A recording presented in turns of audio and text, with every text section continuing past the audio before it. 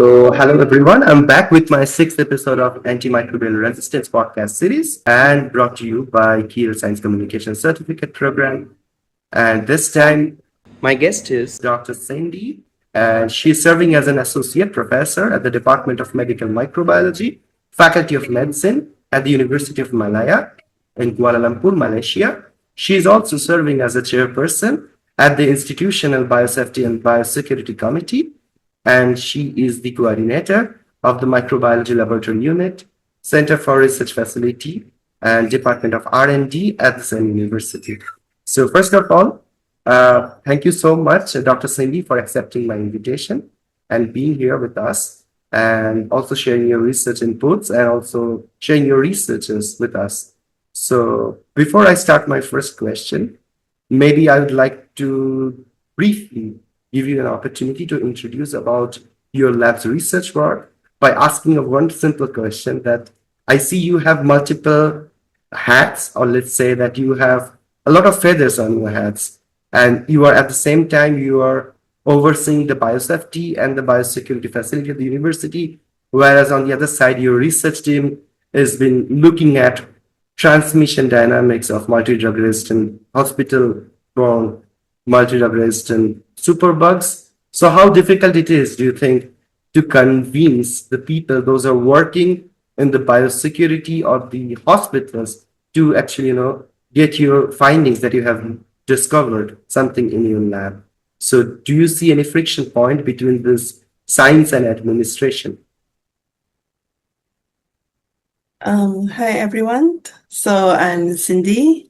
I'm a lecturer and microbiologist from Malaysia. Yeah. So as mentioned just now, I'm also chairing the Biosafety and Biosecurity Committee in the University of Malaya. Okay. I have many ongoing projects in my lab, and basically are all focused on antimicrobial resistance. So, like what you asked me just now, how am I overseeing biosafety, biosecurity while working on my research? Exactly. So I would say that it's actually two very different but interconnecting things. So doing research, we have a lot of whole genome sequencing work in the lab. So whole genome sequencing allowed us to trace the transmissions, to see whether infection is coming from person to person, or even from sink drain to a patient, how they move from wards to wards. So scientifically, the evidence can be very compelling. Yeah, but the challenge begins when we translate this finding into policy. I see. So hospital administrators, they are not only looking at the scientific evidence, because they need to know what are the operational realities. Okay, for example, like the staffing, the budget, infrastructures, and patient care. So sometimes when we show them the evidence, they also have, there are things that they should consider instead of just looking at the scientific evidence. So genomic evidence may suggest that, you have to redesign the infrastructure. You have to change the policy. You have to, change the practice. Yes. But all this, although it will be taken into consideration, but, the frictions, I would say it lies in aligning the scientific evidence with what is practical and what is sustainable within the healthcare system. Absolutely. Yeah. And how difficult it is if you wish to impose or if you wish to implement something that your university or the administration hasn't been so used to see. But for example, you may propose something on how exactly we could, maybe for the outpatient department you have in the hospital, can you try to give a QR to a patient? Then you know that how a person who has been given antibiotics is now visiting to different wards, or how can you in realistic way track this transmission? Yeah, if that makes sense. Okay, so we have been working very closely with the clinicians, especially with the ID physicians. So so sometimes, but basically in my lab we focus on those patients who have been admitted and on antibiotic treatment. So for those outpatients, we can only follow up when they come back, for some follow up, and also to see whether the bacteria has been cleared, yeah. But I would say this is all this, like from science to practical to clinical, it is all based on trust. I see. Yeah. So Absolutely. the clinician, they trust our molecular work, our molecular output, our evidence, and then we trust that they will be using our data to help the patients. Absolutely. Yeah, talking about your research also, I think one interesting thing that I saw that your work is not only focusing on the molecular biology of AMR, so to say, but you are also looking at one of the crucial aspect of something that might actually have a real impact on AMR or might influence the AMR is something called as psychosocial impact. So as a scientist, we often tend to focus on what is happening in the lab, but we do not really care that much about how this human behavior or societal challenge can play a role in disseminating AMR. So from your perspective, what are the specific psychological or behavioral patterns that one may look into if they actually want to make the understanding of AMR more holistically? I actually think that antimicrobial resistance is as much a human behavior problem. Okay, so we often talk about resistant genes, mutations, bacterial evolutions, but bacteria itself, they don't decide how they become resistant. They respond to the environment we create for them. Yeah. So every time when antibiotics are prescribed, when they are not needed, especially, or not used or taken properly, so we are actually applying the selective pressure, to allow the resistant bacteria to survive and multiply. Absolutely. So this is not just about antibiotic, because behavior like poor hygiene and also inconsistent disinfecting the surfaces or inadequate environment cleaning also will allow the resistant organism to spread from one ward to ward or from patient to patients. Yes. So when I find particularly interesting is that the psychology behind the behaviors. So as human, we are wired to seek immediate solutions. For example, patients, they often expect to leave the clinic with a prescription because they think that it can cure them better and quickly, compared to, just getting advice from doctor. Okay, in some cases, they even pressure the doctor to prescribe antibiotic. Yes. So Yeah. you would say there are a lot of overprescription happening just because the patient is too demanding and they are asking desperately to give them antibiotics, even though the doctor knows that the antibiotic won't help anyways, because maybe, for example, exactly, it's just a virus, but it may allow them to, something into their behavior that they are getting better. So that's the psychology. Yes. Okay. Yeah. Yes. I think it's pretty common also in India. If I say that it is sometimes that you usually get a cold that is usually caused by viruses, and the doctors are giving antibiotics for no reasons. But at the same time, I also see the point that they do not want to lose their patients. And also, if they are not prescribing any medicine, at the end, it may often come on a different way that the doctor may not know how to diagnose. So maybe, yeah, exactly. So I see your point right there. But do you think it is the only solution we have, that we misprescribe, or how exactly we could potentially stop it? Is there any possibility? Um, I think we have. So this is why it brings me to another aspect, which is a Mm-hmm. very important aspect, is the education, Okay. and also awareness to the public. Uh-huh. Yeah. So I would say we have the responsibility to guide and to teach our next generation, our future, the Mm-hmm. children, Mm-hmm. on what is what antibiotic resistant can cause, and what is so important about taking antibiotic correctly.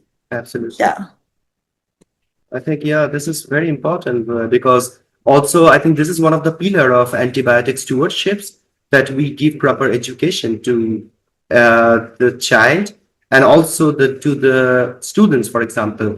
Those are going to be the next youth for a country. And if we are trying to educate them with a proper knowledge based on how to properly or judiciously use antibiotic, I think then we are definitely making a better case there. And that actually connects me to my third question, that in the world of today's science denialism, I'm actually very thrilled to see that you are such an advocate of science communication, and you really authored a book on AMR Diary to teach school children about superbugs. How exciting the project was. That will be my first question to you. And the next question is how you find it very difficult to, bring your scientific discoveries into a school textbook, because then you have to bring your level down and maybe try to explain in a more story wise so that they could follow what the conversation is about. Okay, so as mentioned, I studied about the psychology side of the patients, the healthcare worker. So I truly believe that science only has an impact when people can understand it. Absolutely. So this is the motivation behind the AMR Diary. So instead of presenting, the antimicrobial resistance through statistic or scientific jargons, Mm-hmm. we choose to tell the real story Mm-hmm. of people who lives, around us, who have suffered by the infections. Yeah. So and people will easily and naturally connect with the stories. Uh-huh. Yeah. So when you hear someone who couldn't survive a multidrug-resistant infection, or family who lose their loved one, Mm-hmm. so you AMR suddenly become real rather than just another scientific terms. Exactly. Yeah. They can connect And to the it. biggest Yeah. Mm-hmm. yeah, and the biggest challenge is we have to help the children to understand what bacteria Mm-hmm. they can adapt to antibiotic over the time, Mm-hmm. but we also don't want to create fears or misconceptions. Absolutely. Yeah. Yeah. So by telling them story, like guiding them, like you have to tell them if now what we can do and what we can prevent. Absolutely. So this will help them to understand that they themselves can contribute in this AMR problem. Yeah. Absolutely. No, I think what you are doing is constantly in your team, and also especially in the cohort with the students. I think it's fascinating that you are trying to create a knowledge base within the young minds, and I'm pretty sure it will have a huge impact for the next 25 to 30 years, so to say. So, like, but also, if you look at the maladies that has happened already, for example, the world has witnessed COVID pandemic. So, and it was a pretty much challenge for all of us. And suddenly it was something that we all faced as a humanity, a threat, and we didn't know where to go and how to deal with those pandemics. But when we know about AMR, this is a topic that has been already discussed. So we all know about the paper that has published in 24 in Lancet, and it already gave us a prediction about, like in 2050, there will be millions of deaths caused by AMR. So if we think that we try to do the stewardship, we try to do our background research, are we in a any better place that we could still prevent this pandemic? And what do you think? What are the most important discoveries that are yet to come in the field of AMR? If we really wish to face this and also, like, cope up with this struggle. I think we are certainly better Mhm. prepared than we were before COVID-19 pandemic, but we are not fully prepared. Okay, Uh-huh. the pandemic taught us the value of rapid genomic surveillance, global data sharing, multidisciplinary collaborations. But at the same time, it also reminded us that public trust, effective science communications, and resilient healthcare system are just as critical as scientific innovation. So AMR is another kind of challenge. It is called silent pandemic because it Absolutely. develops gradually. Okay, it's not like COVID-19. Yeah. And also AMR, they don't have a single solution because it's caused by different organisms. Okay, and different organisms, they have different level of resistance to antibiotic. Yeah. So tackling an AMR requires contributions from many disciplines, okay, microbiologists, clinicians, pharmacists, behavioral scientists, engineers, data scientists, policymakers, okay, and also educator. So you have to get all these people to work together. As from the scientific perspective, I would say the biggest breakthrough we still need is rapid, affordable diagnostic kit. Yeah, that allows the clinicians to identify the infections, and also the resistant profiles within minutes. Yeah. Can be detected. So yes. So if we can detect it rapidly, we can actually have more targeted antibiotic use. Okay. Yeah. Yeah. And Yeah. Sorry. Please go ahead. so like what I mentioned just now, so it will depends on how well we bring together all these people from different disciplines, and and then how it will tell us like how prepared we are. Yeah. So are you also involved in any such of capacity building where you try to give training to your students on how to do genomic analysis, for example, because these are often certain tools that requires a lot of computational knowledge, for example. And somehow we biologists tend to stay a bit skeptical about computational programming. So, and maybe something that do you have a program, or do you already train your students based on the curricula that you have in your university? For undergraduates, we teach, but it is not it is just giving them some exposure and also some knowledge on what is genomic sequencing, and they don't have much chances in the hands-on. But for postgraduates, we have been actively working on the whole genome sequencing. Yeah, and also we also check those we also do metagenomic to look at the carriage of the resistant bacteria in our guts, on our skin, and also in our airway, the respiratory system. So that we know like where we are now, when we are facing this AMR challenge. And also we can know that how the bacteria evolve from time to time. Yeah.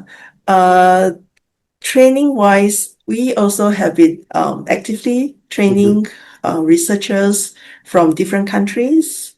Nice. From Vietnam, from Cambodia. Yeah. So after training, we collaborate together, we work together because we believe that, to get the regional data, it will be very helpful for us to know like what Absolutely. is the, yeah. Yeah. No, and now maybe before I wrap up today's session, the one last question I might want to ask you is that if I ask you to briefly give an overview of your current research projects, so what are the research projects that you're currently running and what do you expect out of it? Like maybe some summary sort of you could give. Mm, Okay. I think we need to, most importantly, for Mhm. AMR to solve the AMR problem, we need to bridge the gap. Absolutely. Yeah. So we need to try to work with more people. Mhm. So, for example, I have been working on multidisciplinary work to Mhm. solve this problem. Okay. And scientists, we will need to communicate the genomic findings, okay, Mhm. in ways to support practical decision making. Uh, Yeah, because we have to help each other to understand, what is important in science, and the administrator can understand, then they will help us to understand what are the concerns when they are making the policy. So by, all this understanding will help us to work together even mhm. better to solve the problem. Yeah. Absolutely. Thanks for the explanation. I think, yeah, also like I really learned a lot from you because in a way I understood like how critically you are taking science communication into account and using science communication, how you're trying to disseminate the knowledge of AMR to the young minds. And I think as a stewards, that's the best thing we could do at this point. So thank you, Dr. Cindy, once again from my side for actually being with me and also discussing the ideas. And yeah, I hope to we reach out and then we can do science together in this direction. Bye Sure. bye. Sure. Okay, bye. Thank you.